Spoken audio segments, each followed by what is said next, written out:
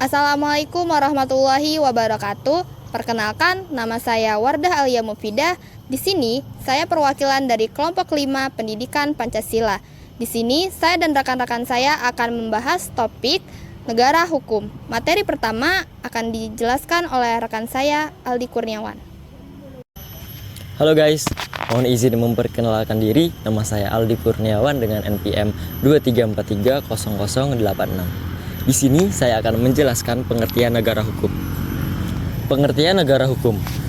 Negara hukum adalah suatu konsep pemerintahan di mana kekuasaan negara dijalankan sesuai dengan ketentuan yang berlaku. Dalam negara hukum, hukum menjadi landasan utama bagi tindakan pemerintah dan warga negara. Prinsip ini menegaskan supremasi hukum, keadilan dan perlindungan hak asasi manusia sebagai dasar negara penyelenggaraan negara. Menurut Ahmad Hamid S. At-Tamimi, sebagaimana mengutip pendapat Burkens, mengatakan bahwa negara hukum secara sederhana adalah negara yang menempatkan hukum sebagai dasar kekuasaan negara dan penyelenggaraan kekuasaan tersebut dalam segala bentuknya dilakukan di bawah kekuasaan hukum. Ide negara hukum adalah gagasan mengenal suatu bentuk negara ideal yang selalu diidam-idamkan oleh manusia agar diwujudkan dalam kenyataan. Meskipun manusia selalu gagal dalam mewujudkan gagasan ini dalam kehidupan nyata. Gagasan negara hukum lahir sebagai hasil peradaban manusia karena ide negara hukum merupakan produk budaya. Selanjutnya akan dijelaskan oleh saya sendiri, Wardah. Halo semuanya, perkenalkan nama saya Wardah Alia Mufidah, NPM 71. Di sini saya akan menjelaskan konsep negara hukum. Berbicara tentang konsep negara hukum telah banyak menghabiskan energi para pakar hukum karena begitu kompleksnya standarisasi yang digunakan bagi sebuah negara jika hukum yang menjadi sebuah hukum instrumen untuk menjalankan kekuasaan. Perbulatan intelektual di dunia hukum sangat banyak menghabiskan energi. Bahkan sampai saat ini, perdebatan konsepsi negara hukum masih menjadi wacana hangat.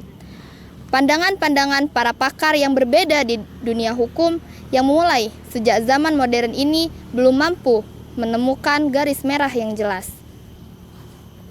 Pada dasarnya, negara hukum memiliki konsep the rule of law, yang berarti negara dalam menjalankan fungsinya harus berdasarkan asas hukum. Maka, setiap anggota termasuk dalam warga negara harus taat dan mengakui supremasi hukum itu sendiri. Namun, konsep dari negara hukum tidak hanya terbatas pada hal tersebut. Negara hukum juga memiliki konsep nomokrasi yang secara etimologis berasal dari kata nomos yang bermakna norma dan kratien yang memiliki arti kekuasaan. Karena itu, istilah dari nomokrasi sendiri dapat dimaknai bahwa hukum menjadi dasar dari setiap tindakan pemerintah maupun rakyat yang menjadi bagian dari negara yang utuh. Di zaman modern ini, konsep negara hukum dapat dikembangkan dengan menggunakan istilah Jerman, yaitu Rechtsstaat. Konsep negara hukum mencakupi 4 elemen penting. Yang pertama ada perlindungan hak asasi manusia. Yang kedua ada pembagian kekuasaan. Yang ketiga ada pemerintahan berdasarkan undang-undang. Yang keempat ada peradilan tata usaha negara. Dari konsep negara hukum ini dapat diambil kesimpulan bahwa peradilan harus bebas, adil, dan independen, serta hukum harus berlaku secara adil bagi semua warga negara. Oleh karena itu, negara harus menghormati hak asasi manusia dan kebebasan bermasyarakat, serta menjaga prinsip persamaan di hadapan hukum. Untuk materi yang ketiga akan dijelaskan oleh Gita. Halo, perkenalkan nama saya Gita Lopriani dengan NPM 70. Di sini saya akan menjelaskan ciri-ciri negara hukum.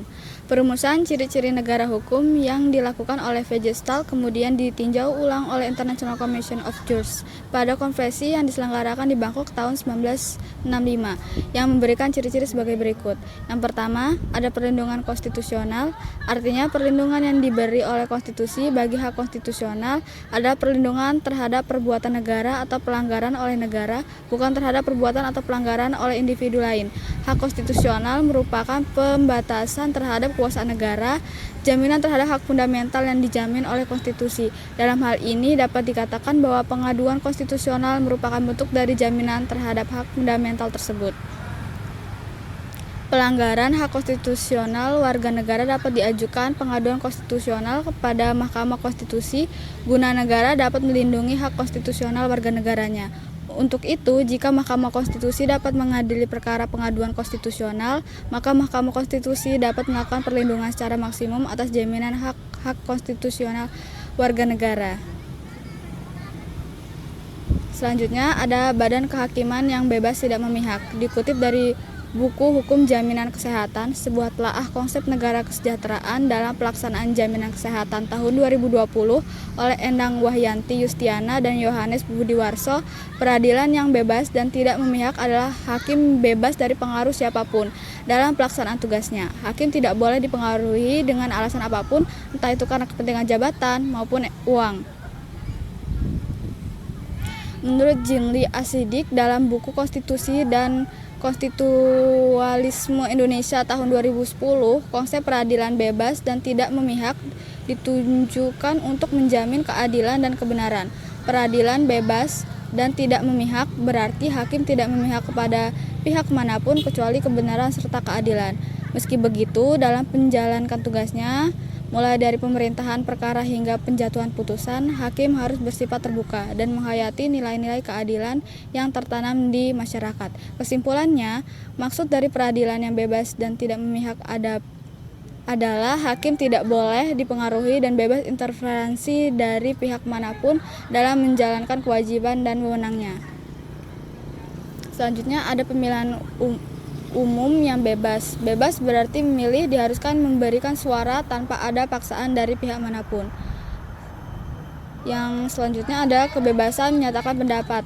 Kebebasan diartikan sudah menjadi kesepakatan umum di dunia internasional dengan lahirnya Deklarasi Universal Hak Asasi Manusia Perserikatan Bangsa-Bangsa 1948. Dalam artikel 19 di deklarasi tersebut dinyatakan bahwa setiap orang punya hak atas kebebasan berpendapat dan berekspektasi. Hal ini mencakup kebebasan untuk mempunyai pendapat tanpa campur tangan dan untuk mencari, menerima, dan menyebarkan informasi dan gagasan melalui media apapun dan tanpa memandang batasan-batasan. Di Indonesia, kebebasan diakui dalam Undang-Undang Dasar 1945 pada pasal 28E ayat 3 yang berbunyi, setiap orang berhak atas kebebasan berserikat, berkumpul, dan mengeluarkan pendapat. Selanjutnya ada kebebasan berserikat, berorganisasi, dan berposisi. Kebebasan berserikat mengacu kepada hak seorang untuk bergabung dengan suatu kelompok dan juga keluar dari kelompok tersebut secara sukarela. Hal ini dijamin oleh instrumen-instrumen hak asasi manusia modern seperti Pernyataan Umum tentang Hak Asasi Manusia pasal 20 dan 23. Yang terakhir ada pendidikan kewarganegaraan, adalah membawa misi pendidikan moral bangsa, membentuk warga negara yang cerdas, demokratis, dan berakhlak mulia, yang secara konsisten melestarikan dan mengembangkan cita-cita demokrasi dan membangun karakter bangsa. Yang keempat akan dijelaskan oleh rekan saya yang bernama Rizal. Hai guys, perkenalkan nama saya Rizal Sultan Alamsyah, NPM 89. Di sini saya akan menjelaskan tentang unsur-unsur negara hukum. Sebagai negara yang berlandaskan Pancasila, Indonesia menjunjung tinggi prinsip-prinsip negara hukum. Unsur-unsur ini mencakup supremasi hukum, kesetaraan di mata hukum, keadilan, keterbukaan, dan kepastian hukum. Maka dari itu, berikut unsur-unsur negara hukum di Indonesia. 1. Kedaulatan hukum. Menekankan bahwa segala tindakan, termasuk pemerintah, harus berdasarkan hukum. 2. Kedaulatan rakyat. Kekuasaan tertinggi berada di tangan rakyat, dan pemerintah dijalankan berdasarkan perwakilan rakyat.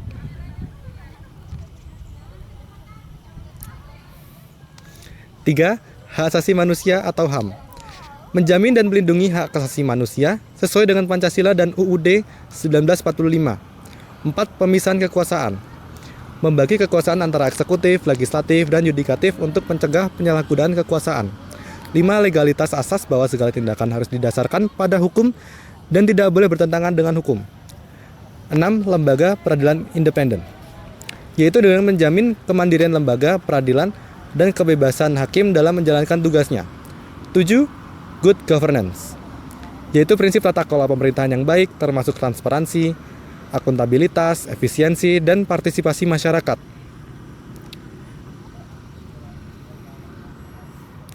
Dan yang ke-8, ada pertanggungjawaban hukum atau rule of law, yaitu prinsip bahwa semua individu termasuk pemerintah tunduk pada hukum. Dan yang 9, ada demokrasi, sistem pemerintahan yang melibatkan partisipasi aktif rakyat dalam pengambilan keputusan. 10. Kebebasan berpendapat dan menyatakan pendapat, yaitu hak asasi manusia yang menjamin kebebasan berekspresi. Semua unsur ini bersama-sama menciptakan kerangka kerja negara hukum di Indonesia, di mana hukum menjadi panduan utama dalam mengelola kehidupan masyarakat dan negara. Untuk materi yang kelima akan dijelaskan oleh Arfan. Halo, saya Arfan Dwi Aprianto, NPM 65. Saya akan menjelaskan tentang prinsip negara hukum.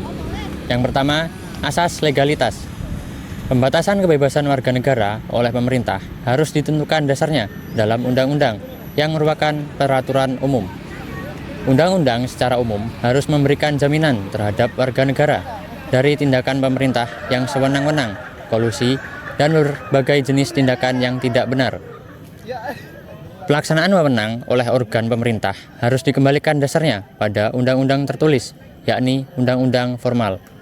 Yang kedua, perlindungan hak asasi. Yang ketiga, pemerintah terikat hukum. Yang keempat, monopoli paksaan pemerintah untuk menjamin penegak hukum. Hukum harus dapat ditegakkan ketika hukum tersebut dilanggar.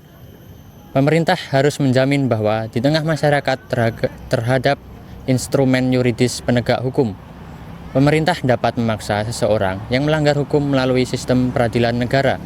Memaksakan hukum publik secara prinsip merupakan tugas pemerintah. Yang kelima, pengawasan oleh hakim yang merdeka. Superioritas hukum tidak dapat ditampilkan jika aturan-aturan hukum hanya dilaksanakan organ pemerintah. Oleh karena itu, dalam setiap negara hukum diperlukan pengawasan oleh hakim yang merdeka. Materi terakhir akan dijelaskan oleh rekan saya yang bernama Dio. Halo, nama saya Gilang Dianggoro Indarsyah, NPM 23430090. Di sini saya akan menjelaskan salah satu contoh Indonesia sebagai negara hukum.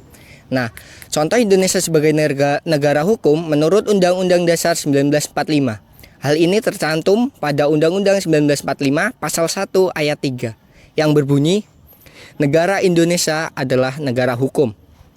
Hal ini mempertegas kepada seluruh masyarakat bahwa Indonesia adalah negara hukum, sehingga rakyat wajib untuk menaati aturan yang berlaku, sehingga kehidupan dalam kemasyarakatan, kenegaraan, dan pemerintahan harus senantiasa berdasarkan atas hukum. Indonesia adalah negara hukum yang konsepnya disesuaikan dengan Pancasila. Negara hukum berdasarkan Pancasila ini berarti suatu sistem hukum yang didirikan berdasarkan asas-asas atau norma-norma yang terkandung dari nilai yang ada dalam Pancasila sebagai dasar negara.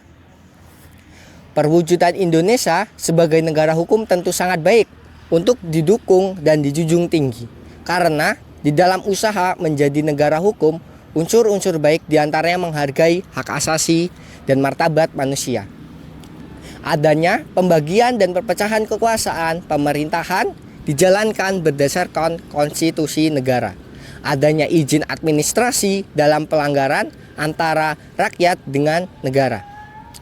Hal ini menunjukkan tidak ada kebebasan mutlak bagi rakyat, penyelenggara negara maupun lembaga-lembaga negara dalam menjalankan kehidupannya. Negara dengan hukum yang baik dan benar tentu akan mengatur bagaimana rakyatnya harus bertindak sebagai warga negara yang baik dan patuh terhadap hukum dan mengatur bagaimana pemerintahan harus perwujudan Indonesia sebagai negara hukum yang baik dan benar. Dengan adanya warga negara yang patuh serta menjalankan hukum berlaku dengan taat, maka akan menjadikan negara Indonesia semakin menjadi negara hukum yang seharusnya, karena hukum merupakan tatanan atau kaidah yang harus dijunjung tinggi oleh rakyat di suatu negara. Demikian penjelasan tentang negara hukum dari kelompok kami. Saya harap dapat dipahami dan mudah dimengerti. Saya akhiri, billahi taufiq wal haq, wassalamualaikum warahmatullahi wabarakatuh.